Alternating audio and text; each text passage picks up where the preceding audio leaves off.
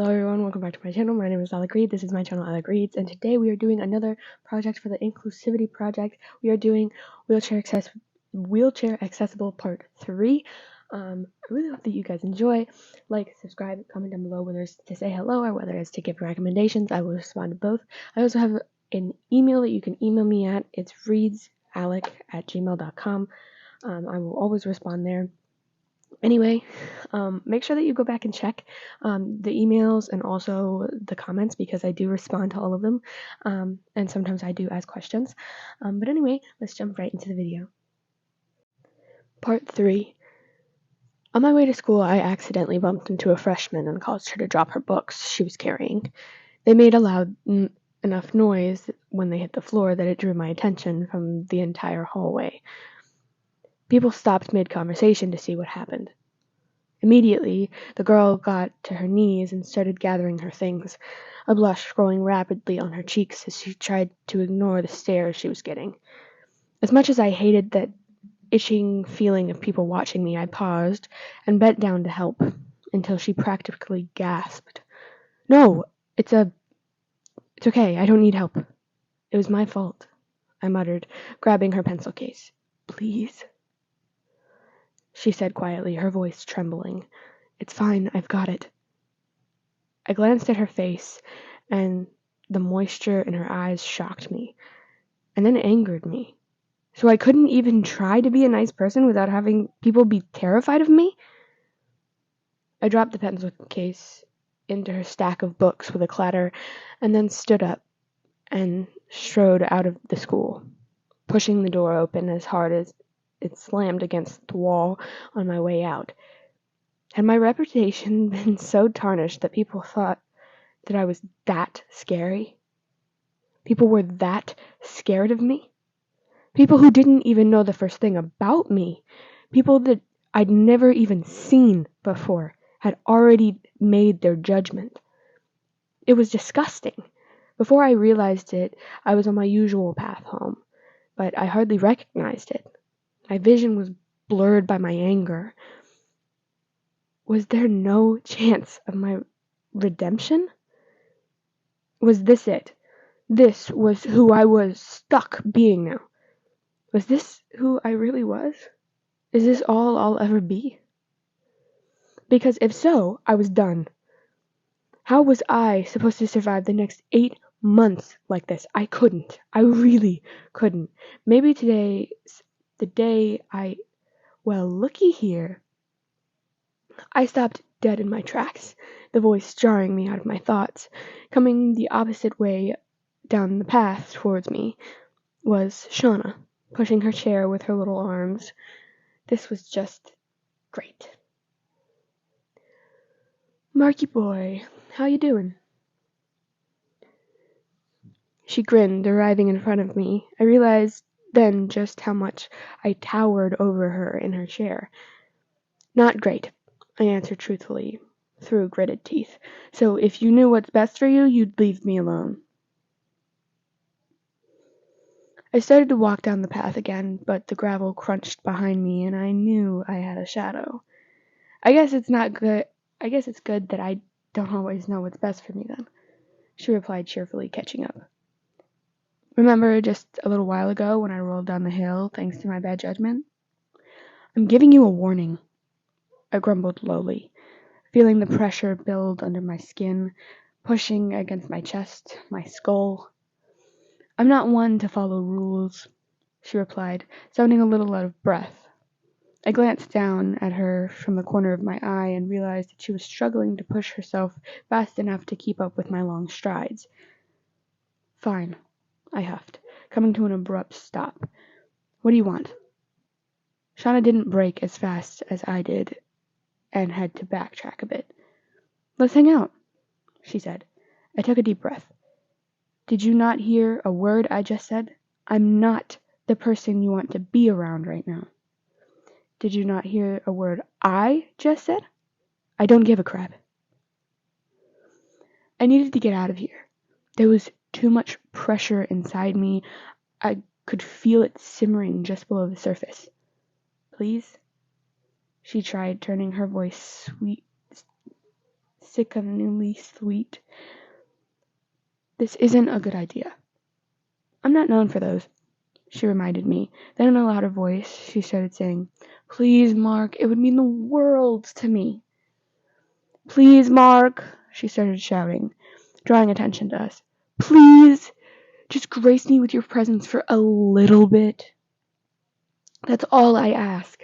Shut up, I muttered, looking around. Please, she dragged the words out, grasping her hands in a begging position. Stop, I ordered, trying to ignore the stares we were receiving.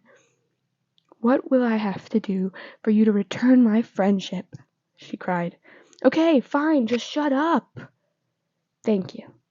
She beamed and started rolling down the path. I ducked my head and followed, my neck heating up.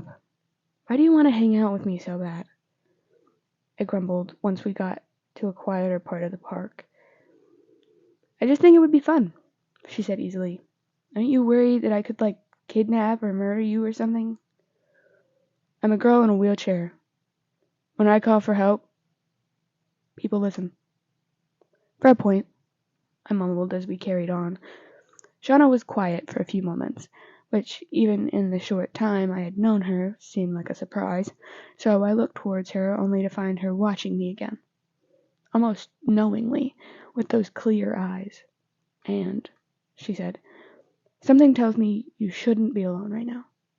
My heart thumped hard against my chest, and I forced down a swallow, looking forward again without a reply. So, what do you want to do? I asked awkwardly. We'd been walking for a few minutes, and all Shauna had been doing was humming a song to herself. Doesn't matter, she shrugged, looking up at me. Are we just going to keep doing this? I blinked. Just walk around? Wait, maybe I shouldn't be saying walk. Is that a touchy subject? Preferably not, she said, not seeming to be affected by my slip-up. My arms will get tired. She looked around a bit, then pointed up a bench. Do you want to sit for a bit? I waited, and I wanted to say no. Sitting and talking seemed awkward. I hardly knew her at all, and I had no idea what we were supposed to talk about. So, how's that wheelchair treating you? But the pressure was still sitting in my chest, and truthfully, it scared me a little bit, so I sighed and said, yeah, sure. We moved toward the bench, and I plopped down onto it, while Shauna parked herself next to me. I stared out in front of us, watching people walk by like they didn't have a care in the world, like nothing weighed them down, so free. Letting out a long breath, I looked over to see what Shauna was doing, and she was just smiling at me. What? I mumbled, having to look away from her clear eyes. This is fun, she declared. I had to look at her again with a raised eyebrow. Really? This is what she considered fun. Shauna laughed. No, this is lame. Let's talk. I fumbled. About what? I don't know, she shrugged. Anything. What's your full name? Mark Harris. Shauna Reed. See? We're getting a conversation going. Do you have any siblings? I scratched the back of my neck. A little brother. Cool. There was a long silence between us. This is when you ask me if I have any siblings? She prompted with a smirk. Right, do you? Yep. I've got 2 little brothers and a little sister. Tyler, Evan, and Katrina.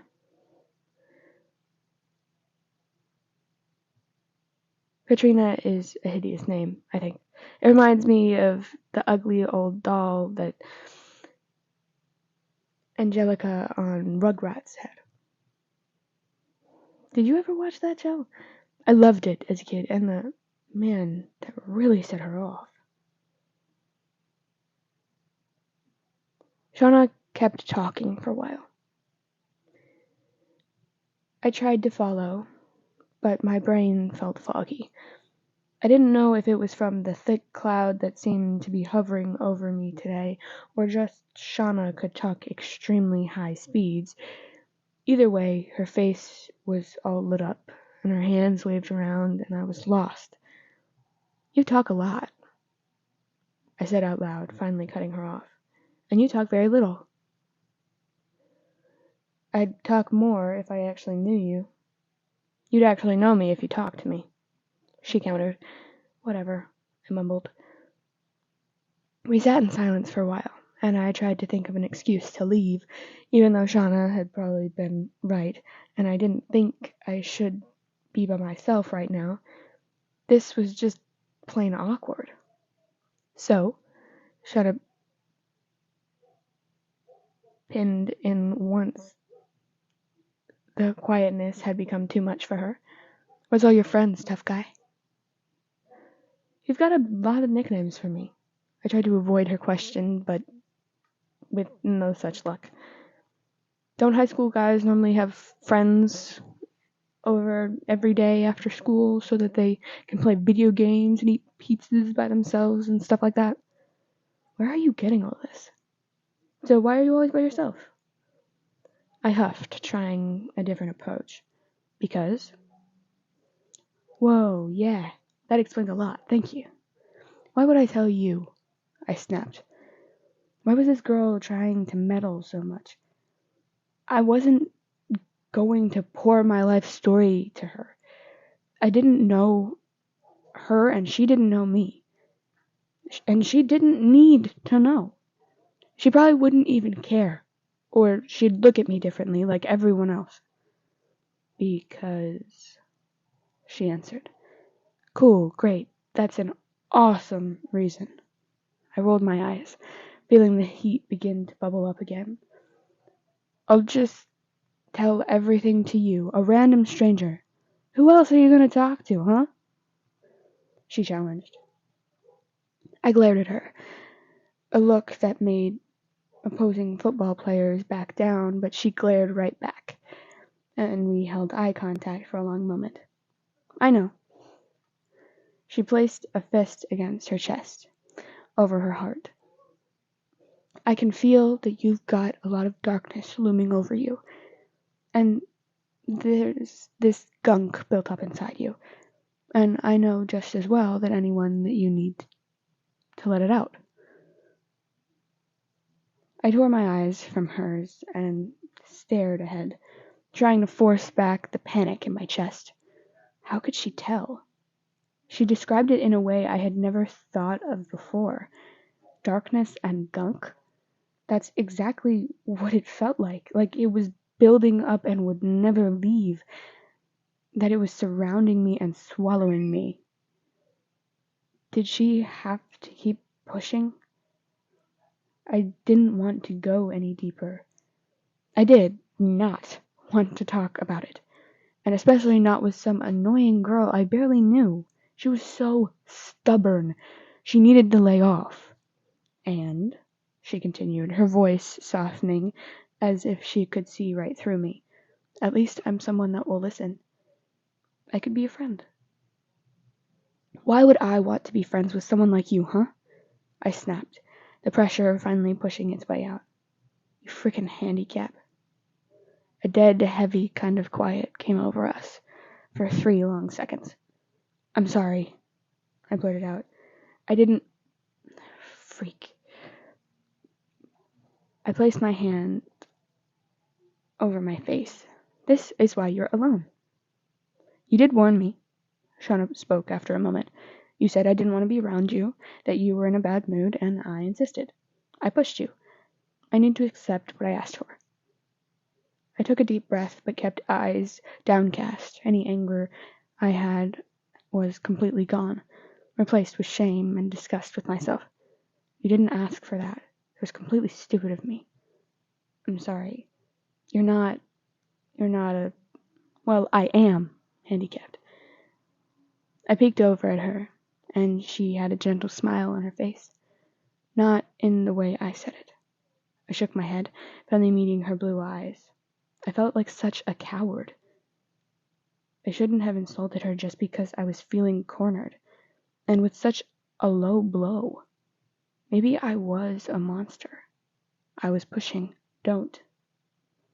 I stopped her. That was awful of me. Just stop trying to take the blame for me or whatever you're doing. I'm a jerk. I'm really sorry. Shauna nodded slowly. I forgive you. I took a deep breath, pushing away the harsh words that were bouncing around in my head. Can we start over? Sure. Do you want me to run over you again? I was surprised with the way my lips twitched almost into a smile. No, that's all right. Shauna smiled and stuck out her hand. Friends? I stared at her hand for a moment, emotions doing football drills around my insides, swirling and tumbling around. Why was she doing this? I hadn't had someone who would call me their friend for months, and this, especially not after the way I treated her. I didn't deserve it, but some small voice whispered that this was my last chance. Reaching out, I enveloped my hand around her tiny one. Friends. Part 4. Okay, before I verify this friendship, you need to verify it? You need to pass a couple tests. Shauna and I had continued down the path a little further because she wanted to head towards the ice cream vendor that she knew on the other side of the park. I had come to the conclusion that I would comply with whatever she wanted to do because if she was willing to be my friend after the way I acted, then I owed her big time. I looked at her from the corner of my eye, watching her push wheels over and over. Tests? I questioned, a little distracted.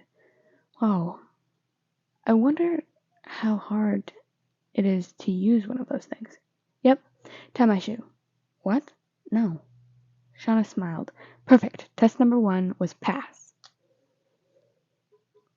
I lifted an eyebrow, confused. That was your test?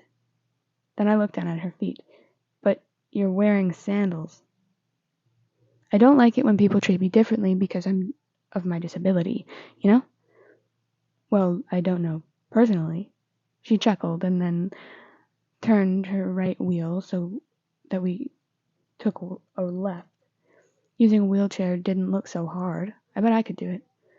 Eventually we arrived at the ice cream cart and stood, sat, in line, behind a teenage couple, probably about our age, on what I would assume was a date. The girl looked up at the boy like he was her hero, and he slung an arm around her shoulders, making her cheeks turn red. When they reached the front of the line, they both ordered their ice cream, and then they argued about who was paying until the boy won and handed over the money. That's sweet of him, Shauna muttered from beside me.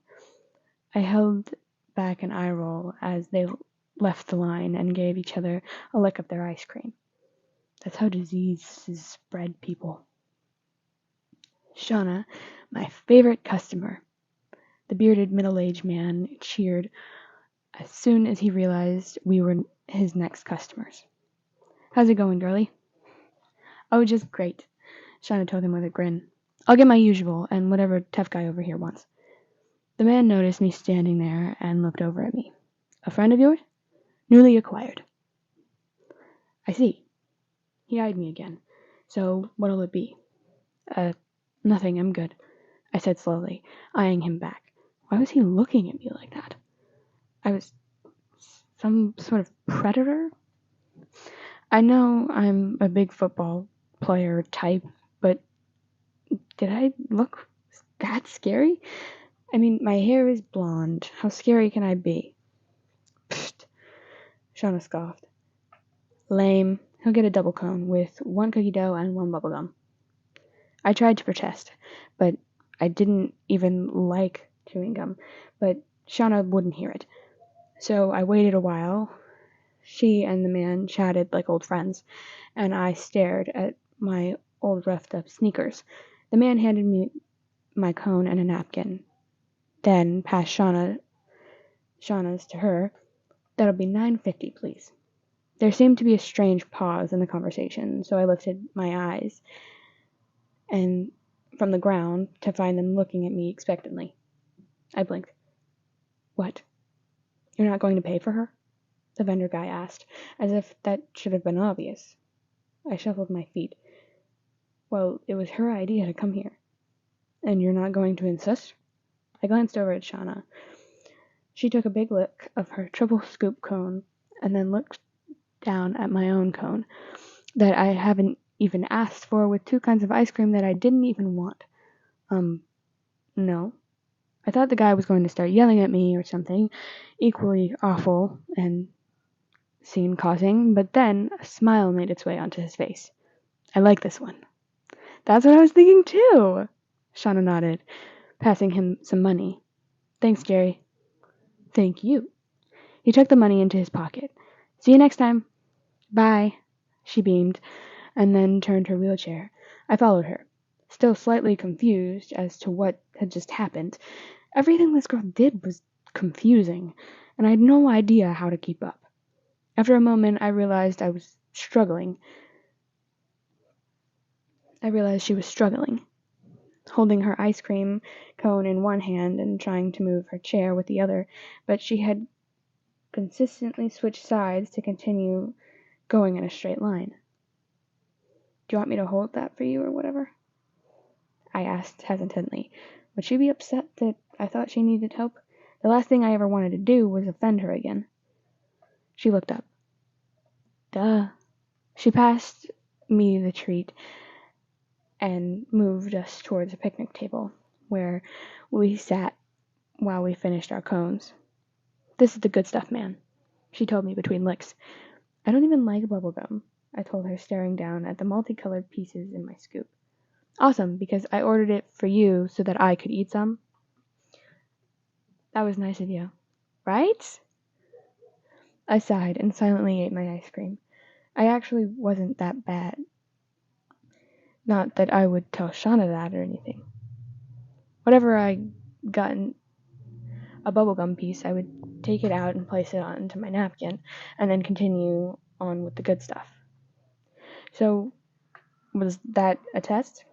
I mumbled after I was halfway through my cone.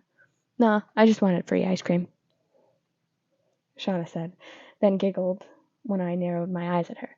I mean, I was hoping that you would pay for me, but I think I kind of liked that you didn't even more. I sent her a sideways look. You're weird. She grinned, taking a big lick of her ice cream and getting some on her nose. I didn't bother to tell her. So, she began, and I stared at her nose. Let's get to know each other. What are you all about? What's your story? What are your parents like? My parents? There's no way I was going to. All right, touchy subject. Don't talk about friends or family. Got it, Shauna said easily. I realized that my fingers had curled tightly and cracked my cone. But Shauna wasn't bothered by it and moved on quickly. Do you play sports, Marky Boy? Football, I mumbled, shaking the ice cream off my hand. Ah, the Letterman jacket makes sense now. What are you, the captain? I slipped the napkin full of bubblegum towards her. No. She glared. She stared at the napkin in awe, then looked up at me, beaming. Thank you. I don't know why she looked so happy over some pieces of crappy gum, but her eyes were big and bright, and her bright smile as she aimed at me, so I guess she was genuinely glad about it. She sent me another smile before continuing her interrogation. Let me guess, you're the star quarterback. I sighed. Middle linebacker. I have no idea what that is, but cool. She leaned forward eagerly. So, what do you like about football? Catching the ball, tackling people, slapping each other's butts. What is wrong with you? Shauna burst out laughing. You're a fun guy to talk to, Mark. She finished off the last of her cone and wiped her face with the back of her hand. She found a dab of ice cream on her nose and laughed, popping a blue bubble gum into her mouth. What else should I know about you? She continued, automatically resting her hands on the wheels of her chair, gently pushing herself back and forth. Would it take a lot of strength to push that thing? Does it turn well? I kind of wanted to try driving it, but I didn't want to ask her. But that's something a friend would do for a friend, right? I mean, if your friend was in a wheelchair, would it be weird if I asked? I wanted to, but just to try it out, you know. I've never tried it before. Can I push you around in your chair? She stopped and looked at me. Are you offering because you feel bad for me, or because this personal talk is making you uncomfortable and you feel forced to stay with me in one place? Be honest. I was a little confused at her question, and I didn't want to say, but I was always honest to a fault, so I told her what I felt. I don't know. I thought it would be kind of cool, I guess. So, none of the above? Shauna's mouth twitched. Okay. I stood up and grabbed the handles at the back, gently pushing her forward into the gravel path. The wheels wiggled as she went through the rougher terrain, but for the most part it wasn't very difficult to turn or anything else. Probably a lot harder to steer with the wheels by yourself. We traveled in silence for a while, and we were almost back to our meeting spot when Shauna twisted in her seat a little and smiled at me. Thanks, Mark. Yeah. Was it fun? Was it as fun as you dreamed it would be? I felt my mouth quirk at the side. That and more. Next time I'll have to have you let you actually ride in it. Yeah, I'll just toss you onto the ground and ride off in your wheelchair. Into the sunset? Right. I rolled my eyes, stopping at the path that would lead me back to my house. I'm gonna ditch you here, though. I've gotta get home. Sure. Shauna nodded, grabbing onto her wheels and spinning herself to face me. It's been a swell time. Okay. Oh, here, take this. She dug into her pocket of her jeans and pulled out a small slip of paper. Curious, I took it and peered at the small typed print, reading it out loud. Shauna Reed, your friendly neighborhood wheelchair girl, 507-261-992. What's this? What's it look like? You dingus? It's my business card. Uh-huh. Okay. She just grinned, always grinning. See you around, tough guy. Then she held her pinky and thumb to her ear and mouth like a telephone and mouthed, "Call me," before rolling away. Scoffing, I turned the opposite way and started home, glancing down at the card. I debated tossing it in one of the nearby trash cans. We could easily pretend none of this ever happened and move on with our lives. I could find a new way home, and she wouldn't have to deal with an angry dude calling her mean names anymore. Then again, I don't know what would have happened if she hadn't talked to me today. I read over the card again, shaking my head at her shenanigans before flipping it over. I had expected it to be blank, but on the back, neatly written in black pen, was, "To the guy that I ran over the other day, call whenever you need a friend to listen." A small smile across my face as I passed a trash can and slipped the paper into my pocket instead. Alright, everyone, that is the end of today's episode. I really hope that you guys enjoyed. Once again, this is one of my favorite stories. Next time, we will start on part 5. And like, comment, or subscribe, whether it's leaving comments saying hello or whether it's leaving recommendations. I respond to both. You can also reach me at my email, readsalec@gmail.com. And I will see you guys in the next video. Good morning, good afternoon, or good night. Goodbye, ladies, gentlemen, and everybody in between. And I will see you in the next video. Bye, friends.